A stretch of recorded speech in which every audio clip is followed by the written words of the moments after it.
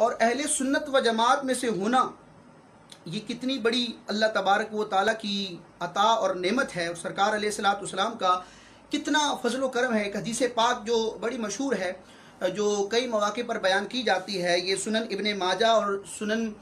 ترمذی، یہ دونوں سیاہ ستہ کی کتابیں ہیں، ان دونوں میں یہ حدیث پاک موجود ہے کہ سرکار علیہ الصلوۃ والسلام نے آئندہ کی غیب کی خبر دیتے ہوئے ارشاد فرمایا، ستفترق امتی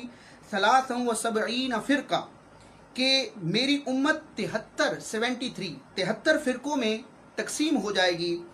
کلہم فی النار، وہ سارے کے سارے فرقے جہنمی ہوں گے، الا واحدہ، سوائے ایک فرقے کے۔ یعنی سرکار علیہ الصلوۃ والسلام نے یہ اپنی حیات ظاہری ہی میں بشارت دے دی کہ میری امت میں 73 فرقے ہوں گے، ان میں سے ایک ناجی ہوگا، ایک نجات پائے گا، باقی سب جہنم میں جائیں گے۔ اب عموماً یہاں تک حدیث پاک بیان کی جاتی ہے اور ایک تشویش کی کیفیت پیدا کرنے کی کوشش کی جاتی ہے کہ سرکار علیہ الصلوۃ والسلام نے تو یہ فرمایا کہ 73 فرقے ہوں گے، ایک جنتی ہے، باقی سب جہنمی ہیں، ہمیں کیا معلوم کہ وہ جنتی فرقہ کون سا ہے؟ تو سرکار علیہ الصلوۃ والسلام کے صحابہ کرام نے اس سے آگے ایک سوال کیا تھا، اور سرکار علیہ الصلوۃ والسلام نے اس معاملے میں اپنی امت کو تشنا نہیں چھوڑا، بلکہ اس ایک نجات پانے والے گروہ کی جو مسلمانوں کا سواد اعظم ہے، اس کی نشانی بھی بیان فرمائی۔ جب سرکار علیہ الصلوۃ والسلام نے یہ بیان فرمایا تو صحابہ کرام نے عرض کی، من ہم یا رسول اللہ، یا رسول اللہ وہ 73 فرقوں میں سے ایک نجات پانے والا فرقہ اور جماعت کون سی ہوگی؟ وہ ناجی فرقہ، نجات پانے والا فرقہ کون سا ہوگا؟ تو سرکار علیہ الصلوۃ والسلام نے ارشاد فرمایا، ما انا علیہ و اصحابی، یہ اس نجات پانے والے جنتی جماعت کی نشانی ہے کہ جنتی فرقہ کون سا ہوگا، جنتی گروہ مسلمانوں کا کون سا ہوگا، وہ جس پر میں اور میرے صحابہ ہیں، یعنی میری سنت، میری اور میرے صحابہ کی سنت پر عمل کرنے والے انشاءاللہ جنتی ہوں گے۔ تو الحمدللہ یہ اعزاز اہل سنت و جماعت کو حاصل ہے۔ اسی طرح دوسری روایت کے الفاظ ہیں، ہم الجماع، وہ نجات پانے والا جو گروہ ہے وہ جماعت ہے۔ محدثین نے اور شارحین نے اور بڑے بڑے امت کے ائمہ نے اور مجددین نے اس حدیث کی اور اس طرح کی دیگر احادیث کی تشریح میں لکھا کہ یہاں جماعت سے مراد اور سرکار علیہ الصلوۃ والسلام اور آپ علیہ الصلوۃ والسلام کے صحابہ کے طریقے پر عمل کرنے والی جماعت سے مراد اہل سنت و جماعت ہے۔ اور ایک حوالہ دے کر پھر میں اگلے شعر کی طرف آؤں گا۔ بہت بڑے حنفیوں کے ایک فقیہ ہیں اور آپ کا بڑا نام ہے، امام طحطاوی رحمۃ اللہ تعالی علیہ۔ آپ کی کئی کتابیں ہیں لیکن دو کتابیں آپ کی بڑی مشہور ہیں، ایک نور الاضاء اور مراقی الفلاح کے اوپر آپ کا حاشیہ ہے جس کو حاشیہ طحطاوی کہا جاتا ہے، حاشیہ طحطاوی علی المراقی۔ اور امام طحطاوی رحمۃ اللہ تعالی علیہ نے ایک اور حاشیہ لکھا جو بڑا تفصیلی ہے، کئی جلدوں پر مشتمل ہے، وہ لکھا در مختار پر، یعنی اصل کتاب ہے جو فقہ حنفی کا متن ہے تنویر الابصار، اس پر امام حسکفی رحمۃ اللہ تعالی علیہ کی شرح ہے در مختار، اس پر علامہ شامی رحمۃ اللہ تعالی علیہ کا حاشیہ ہے رد المحتار، جس کو حاشیہ ابن عابدین بھی کہتے ہیں یا فتاوی شامی کے نام سے بھی تعبیر کیا جاتا ہے۔ اور امام اہل سنت اعلیٰ حضرت نے اسی رد المحتار پر تعلیق لکھی جس کا نام جد الممتار ہے۔ کتنے پیارے نام ہے، تنویر الابصار، اس کی شرح در مختار، اس کا حاشیہ رد المحتار، اور اس حاشیے پر امام اہل سنت کی تعلیق جد الممتار۔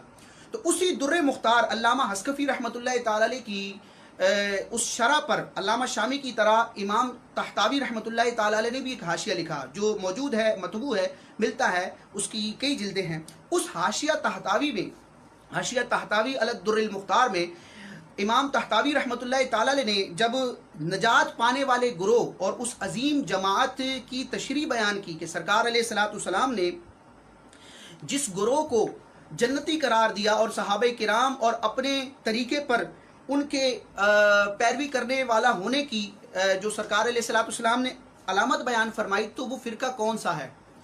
تو امام طحطاوی رحمۃ اللہ تعالی علیہ نے بھی اس بات کو بیان کیا حاشیہ طحطاوی علی الدر المختار میں کہ اس نجات پانے والے گروہ سے مراد اہل سنت و جماعت ہے۔ اچھا، اہل سنت و جماعت سے مراد کون ہے؟ پھر آپ نے اس کی مزید تشریح کی، اپنے دور کے اعتبار سے کی، اور وہی تسلسل الحمدللہ آج تک چلا آ رہا ہے۔ آپ رحمۃ اللہ تعالی علیہ نے، امام طحطاوی رحمۃ اللہ تعالی علیہ نے بیان فرمایا کہ اہل سنت جو نجات پانے والا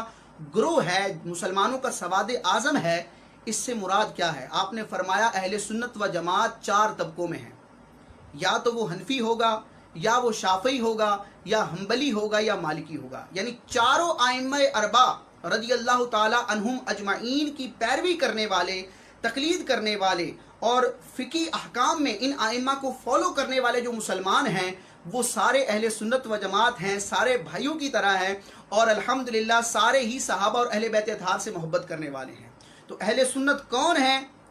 ان کا تعارف کبھی حنفیت کے نام سے ہوتا ہے، کبھی شافعیت کے نام سے ہوتا ہے، کبھی وہ مالکی کہلاتے ہیں اور کبھی وہ حنبلی کہلاتے ہیں، اور اسی طرح طریقت کے سلسلوں میں دیکھ لیں، کبھی وہ قادری کہلاتے ہیں، کبھی وہ نقشبندی کہلاتے ہیں، کبھی وہ چشتی کہلاتے ہیں، کبھی وہ سہروردی کہلاتے ہیں، اور کبھی ان بڑے سلسلوں سے مزید آگے بڑھنے والے جو سلسلے ہیں ان سلسلوں سے منسلک نظر آتے ہیں۔ تو اللہ تعالی ہمیں اہل سنت و جماعت اور اسلام پر ثابت قدمی عطا فرمائے، اسی پر زندگی، اسی پر موت عطا فرمائے، قبر میں بھی سنی ہو کر جائیں، اور قیامت والے دن بھی جب اٹھیں تو سرکار علیہ الصلوۃ والسلام کی غلامی کا دم بھرنے والے ہوں، امام اعظم اور غوث اعظم اعلیٰ حضرت اور اپنے اپنے مشائخ،